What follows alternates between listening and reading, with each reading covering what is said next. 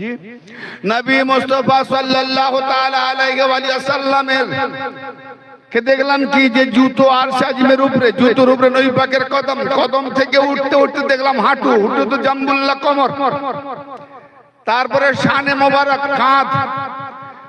আবার এক জায়গায় দেখি আর সে আজিমের উপরে জুতো, জুতোর উপরে নবী পাকের কদম, নবী পাকের কদম থেকে কাঁধ পর্যন্ত দেখলাম। আবার এক জায়গায় দেখি কাঁধের উপরে আবার দুটো কদম। নবী পাকের শানে কাঁধের উপরে দুটো কদম কোথায়? ওই যে তিনটে মূর্তি, লাত, উজ্জা, মানাত, তিন প্রভু কুরাইশদের।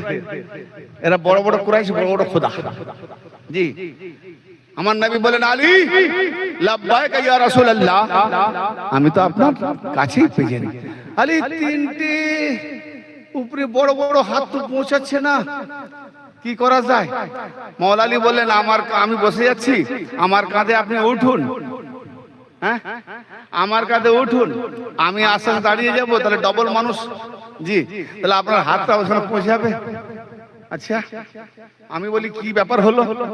মসজিদে নববীতে বসে বসে ডুবন্ত সূর্যকে উঠিয়া ইশারা করলেন।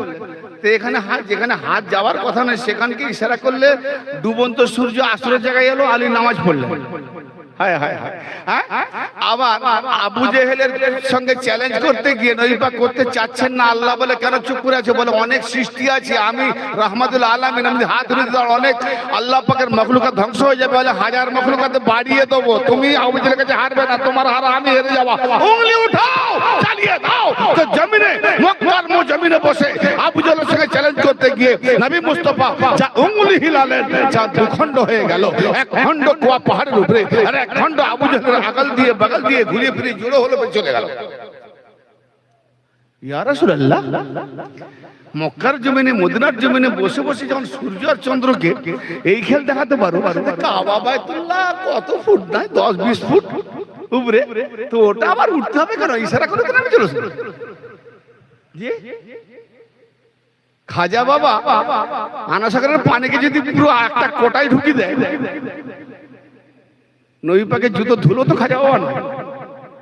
জি, হায় হায়, জি, তো সেই নবী পাক আলীকে বলছে, তার মানে এখানে কিছু ব্যাপার আছে, রাজ আছে। কি রাজ? হায় হায়, যখন মুহাজিরিন আনসার মক্কাবাসীরা যখন বইমুখে গেল, কে বিবি ছেড়ে, কে জায়গা ছেড়ে, ঘর বাড়ি ছেড়ে, বলো সব তো নিঃস্ব। তা আল্লাহ নবী বলছেন, দেখলেন যে এদেরকে যদি ভাই ভাই রিশতা না করি তাহলে তো অসহায় হয়ে যাবে। ও আমার ইমানদার উম্মতেরা, তোমরা পরস্পর ভাই ভাই। ইয়া রাসূলুল্লাহ, আনসাররা বড় মহব্বত করেন না, এই জন্য নবী পাক বলছেন আনসারদের ছুটি কাটি কোথায় তোমরা ধরো না, কারণ তারা হলো আমার থলি, তারা আমাকে গুছিয়ে রেখেছিলেন, হেফাজত করেছিলেন। জোরে বলেন সুবহানাল্লাহ। তো আনসারী আর মুহাজির আল্লাহর নবী ভাই ভাই করে দিলেন। মায়ের পেটের ভাই থেকে বড় ভাই হলো ইমানের ভাই, পীর ভাই, মুরিদ ভাই। জি, সব থেকে বড় ভাই। এ ভাই কোথায় যাবে? চুলো ছায়ে দেখা যাবে না, পাওয়া যাবে না। ইমানদার পীরের সঙ্গে যার লাগাও আছে, সেই পীর ভাই আপনার সঙ্গে সাক্ষাৎ হবে। জি, একসঙ্গে থাকবেন। তো আল্লাহর নবী সবকে ভাই ভাই করে দিলেন, সবাই ভাই ভাই হলো। মাওলা আলী এক ধারে বসে কাঁদছেন। আলীকে বলছে, তুমি কান্নাকাটি করছো কেন? বলে, ইয়া রাসূলুল্লাহ, ইয়া হাবিবাল্লাহ, আমি কি কারু ভাই হওয়ার যোগ্য? আমি নাই, যে আমাকে কারু ভাই করলেন না। বলে, আলী তোমার সঙ্গে এদের তুলনা হয়? তুমি কি যোগ্য? তোমার কেউ যোগ্য হতে পারে না ভাই হওয়ার। তোমার ভাই হওয়ার যোগ্যতাকে বলে আমি মুহাম্মাদুর রাসূলুল্লাহ। হয় হয় হয়, তোমার ভাই হওয়ার যোগ্যতা আমি মুহাম্মাদুর রাসূলুল্লাহ। অতএব তুমি ইহকালও আমার ভাই, পরকালও আমার ভাই। ভাই ভাই যা আছে সমান সমান পাই। হ্যালো, না বড় ভাই বেশি নেবে? সমান সমান না? ভাই ভাই যা থাকবে সমান সমান পাই। তো নবী তো মেরাজ করেছেন, সব থেকে বড় বুলন্দি। আলী তো মেরাজ করেনি। ভাই ভাই হিস্সা কি করে হবে? আল্লাহ নবী আলী ভাই ভাই আল্লাহ পাইয়ে দেবে না? তাহলে আল্লাহরও ইশারা আছে যে তোমাকে যে মেরাজ করেছি তার থেকে আরো বুলন্দি মেরাজ আলীকে দিয়ে দাও। বড় ভাই বেশিও দিতে পারে কি জি, যে আমি কম লিখছি তুই বেশি দে, বাধা আছে যদি কেউ ইচ্ছা করে দেয়।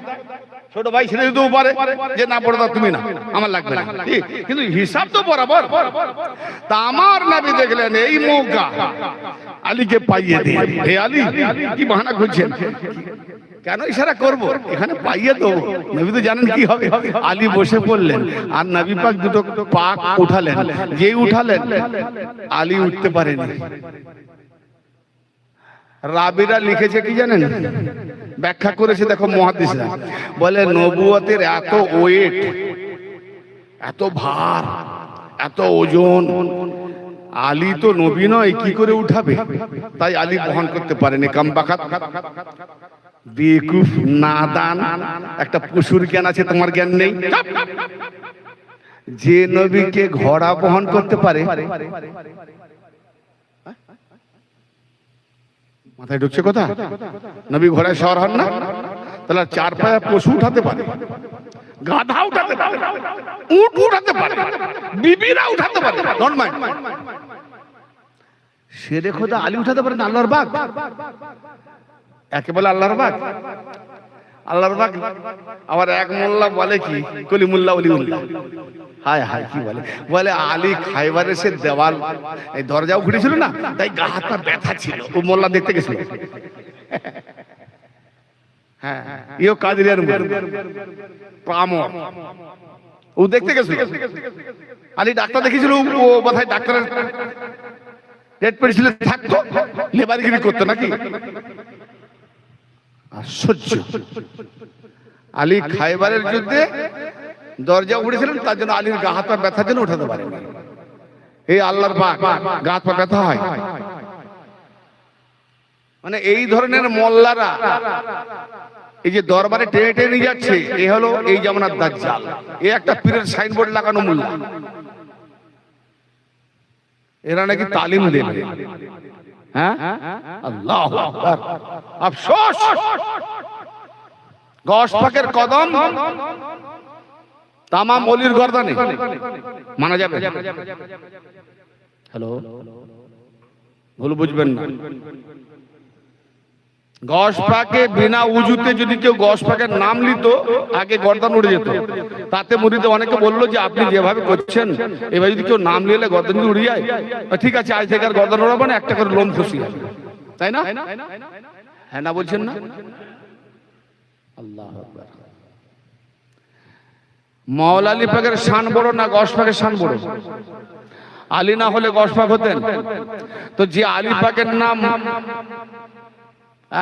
92টা বছর মাওলা আলী পাকের নামের উপরে গালিগালাজ করতো জুম্মার খুতবাতে, তাদের একটা লোমো খসেনি, মাছিও কামড়ানি, ওই কি বলে ওই সিংড়ও কামড়ানি, আর বলতা ফলতাও কামড়ায়নি, আর গশ পাকের নাম নেওয়ার পর গর্দান উড়ে যেত।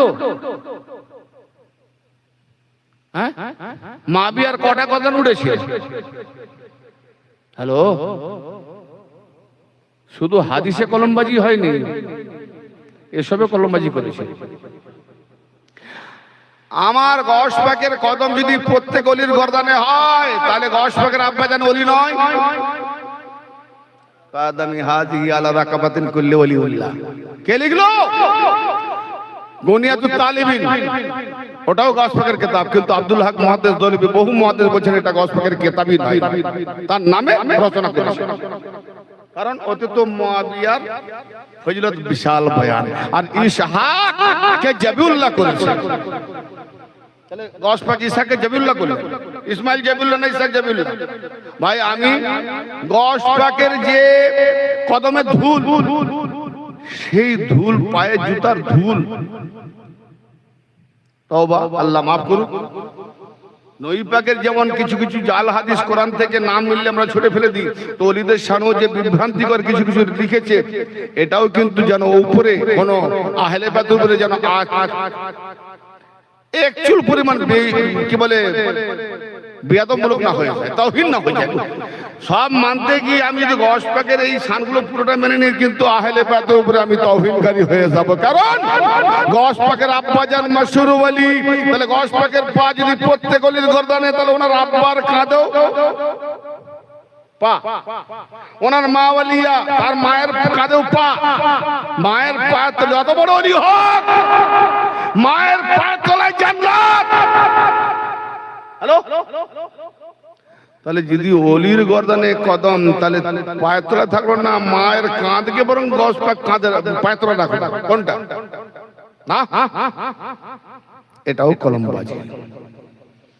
আরে কদম যদি থাকতো ওলির কাঁধে, তাহলে মাওলা আলী পাকের কদম থাকতো, ঠিক না বেটি? আমি এই টপিকটা মাঝখানে দেখে কেন এলাম দেখো, গস পাকের কদম প্রত্যেক ওলির গর্দানে। আল্লাহ তো ওলি, আগে বলেছি না, আল্লাহ ওয়ালিল মুমিনিন, মুমিনদের ওলি হলো আল্লাহ। ভালো লাগছে না খারাপ লাগছে? ঘুমোচ্ছেন নাকি? মুমিনদের ওলি হলো আল্লাহ। যে মুমিন হবে আল্লাহর কালাম থেকে নেবে। তাহলে আল্লাহর কাঁধেও পা, বলে আল্লাহ তো কাঁধ নাই। কে বললো আল্লাহর কাঁধ নাই? যখন আমার বান্দা, আমার মাহবুব আমার হয়ে যায়, আমি তাকে আপন করে নিই। ভাই যাহাব আব্দু ফাকুনতু সামাহুল্লাযী ইয়াসমাহু বিহি ওয়া বাসারুল্লাযী ইয়াবসুরু বিহি ওয়া ইয়াদাহুল্লাতী ইয়াবতিশু বিহা ওয়া রিজলুল্লাযী ইয়ামশি বিহা। আমি যখন তাকে মাহবুব করে নিই, তখন তার পা হয়ে যায় আল্লাহ যার দ্বারাই সে চলে। আমি তখন তার হাত হয়ে যায় আল্লাহ যার দ্বারাই সে ধরে।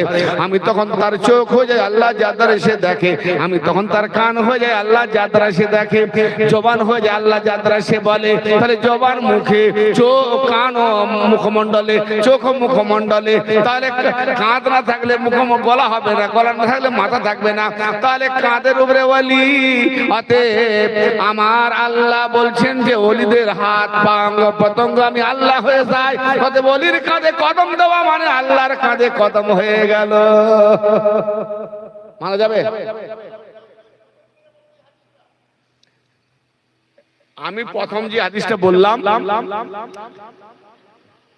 লা ইয়াজালু আবদি ইয়াতাকাররাবু ইলাইয়া বিন নাওয়াফিল হাত্তা হাবাবতু ফাইজা হাবাবতু ফাকুনতু সামাউল্লাযী ইয়াসমাহু বিহি ওয়া বাসারুল্লাযী, এটা যে মূল হাদিস, এটা বেলায়েতের হাদিস। আর প্রথম যেটা বললাম, মান আদালি ওয়ালিয়ান ফাকাদ আযানতাহু বিল হারব, আমার ওলির বিরুদ্ধে এক যারা যে দুশমনি করবে, তাওহীন করবে, আমি আল্লাহ তার বিরুদ্ধে যুদ্ধের ঘোষণা করি। মূল টপিক গুলো যাওয়ার জন্য আমি এই হাদিসটা বড় মশহুর লম্বা তাবিল হাদিস। জি, তাতে শেষও আছে আগেও আছে।